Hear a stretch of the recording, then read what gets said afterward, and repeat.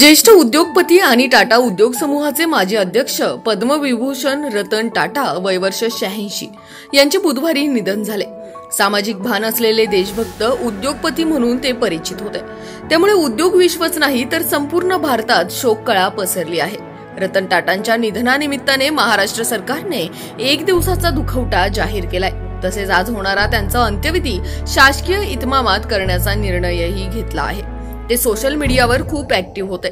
त्यांचे कोट्यावधी फॉलोअर्स तेथे होते। कोट्यावधींच्या देणग्या त्यांनी दिलेल्या आहेत। कामगारांप्रती त्यांचे जिव्हाळ्याचे नाते होते। उद्योगनगरीतील टाटा मोटर्स कंपनीत ते जेव्हा येत तेव्हा कामगारांच्या कॅन्टीनमध्ये ते कामगारांसोबत जेवत असत। त्यांच्या आठवणींनी टाटा मोटर्स मधील पूर्वीचे कामगार आणि आता माजी नगरसेवक असलेल्या अनेकांनी त्यांच्या आठवणींना उजाळा दिला। त्यांच्या निधनाबद्दल अतीव दुःख व्यक्त केले। पिंपरी चिंचवडशी त्यांचे वेगळे नाते असून त्यांच्यामुळेच हे शहर उद्योगनगरी होण्यास मोठा हातभार लागलेला आहे। कॉर्नेल विद्यापीठातून 1959 साली वास्तुशास्त्रात पदवी प्राप्त केली। आजीची तब्येत बिघडल्यामुळे तिला भेटायला भारतात ते आले असता त्यांना JRD टाटांनी टाटा उद्योग समूहामध्ये येण्याचे निमंत्रण दिले।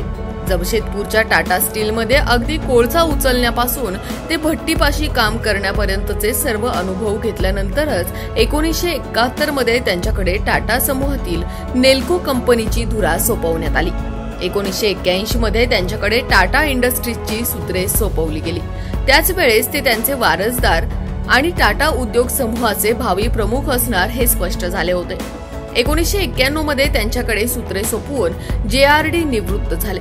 त्यानंतर कोरस, जॅग्वार, टेटली सारख्या जगातल्या नामांकित कंपन्या टाटांनी खरेदी केल्या। मोठी स्वप्न पाहणं आणि ती प्रत्यक्षात आणणं हा रतन टाटांचा स्वभाव। त्यातूनच त्यांनी इंडिगो आणि नॅनोची निर्मिती केली। सचोटी गुणवत्ता म्हणजे टाटा हे समीकरण त्यांनी तयार केलं। निवृत्तीनंतर ते नव उद्योजकांना प्रोत्साहन देत राहिले होते। रतन टाटांच्या नेतृत्वात टाटा एअर इंडिया ही भारताची आघाडीची विमान कंपनी बनली। त्यांच्या अध्यक्षपदाच्या कार्यकाळात टाटा समूहाचा मोठ्या प्रमाणात विस्तार झाला। त्यांनी टेल्को, नंतर टाटा मोटर्सला कार निर्मिती, तर टाटा कन्सल्टन्सी सर्व्हिसेस TCSला माहिती तंत्रज्ञान क्षेत्रात आघाडीची कंपनी बनवले। Tata chemicals, Tata T, Tata steel सारख्या अनेक कंपन्यांना त्यांनी यशस्वी केले।